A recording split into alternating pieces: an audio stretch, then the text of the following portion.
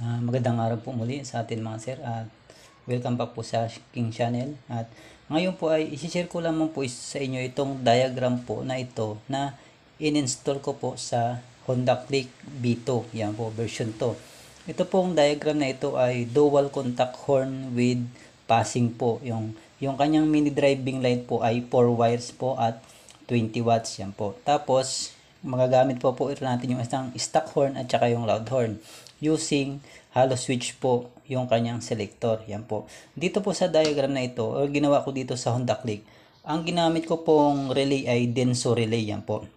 Makikita nyo po sa screen ang itsura po ng Denso relay at saka yung kanyang diagram. Yan po. Dito po sa diagram na ito, gumamit po ako ng dalawang fuse po para sa mini driving light at saka sa dual contact horn same 10 amperes po. Yan po. Dito po sa diagram na ito, yan po, Denso relay po yung aking ginamit. Yan, makikita nyo po sa screen yung bawat posisyon ng pin. Yan po. Yung sa babang pin niya po, yung 30. Yung sa gitna, 87. Yung sa kabilang side, 85. Yung sa kabila po ay 86. Yan po. Dito po sa diagram na ito, yan, mag-start po tayo dito sa ating mini driving light. Yung number 30 po ng Denso relay natin, direct sa ating positive ng battery na gumamit tayo ng fuse. Yan po. At isang relay lang po ang ginamit ko dito sa mini driving light. Yan po. Yung 87 po ng ating Denso relay, nilagay ko po dito sa common ng ating 3-way switch. Yan po. Tapos yung high and low ng ating 3-way switch, nilagay ko sa mini driving light. Yan. Sa dilaw na ilaw at saka puting ilaw. Tapos yung kombinasyon niya na wire, yung yellow at saka white na ilaw, nilagay ko sa ating loud horn. Yan po. Dito naman tayo sa ating kabilang relay, yan po, para sa dual contact horn. Yung 30 sa papuntang fuse, yung 87 naman natin, nilagay natin sa ating positive line ng ating loud horn. Tapos yung isang wire ng loud horn natin, nilagay natin sa negative. Yan po. Yung 86 at saka 85 na magkabilang relay, ginawa ko po silang negative yan. Yan po. Kahit alin naman po dyan sa dalawang pin na yan, magkabilang side, kahit alin ang gamitin yung negative dyan, wala po magiging problema. Yan po. Yung 86 tsaka 85 ng ating magkabilang relay, ginawa ko pong ground kasi po magkadikit yung ating relay. Yan po.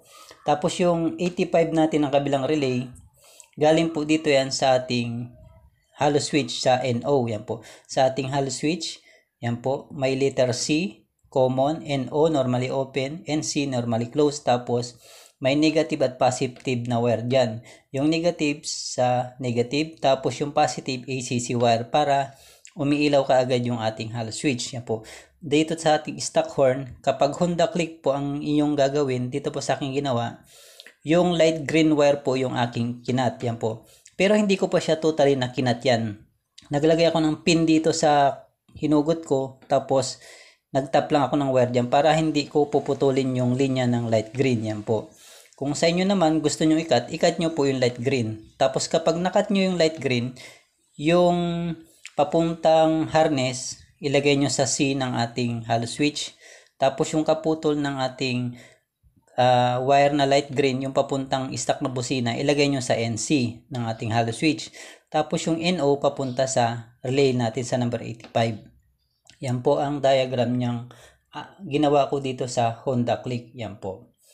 Yan mga sir, at screenshot nyo na lamang po yung ating diagram kung gusto nyo pong gayahin ito para sa mga Honda Click po. Yan po.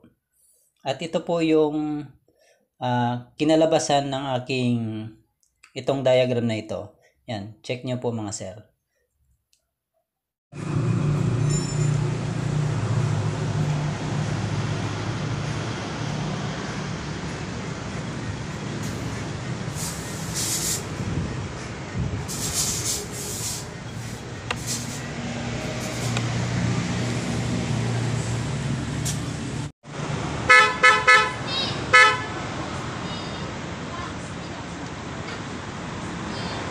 Busina. High beam.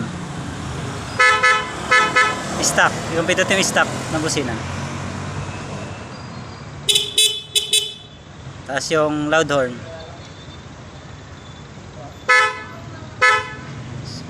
Low beam. High beam. Stop po. Outdoor.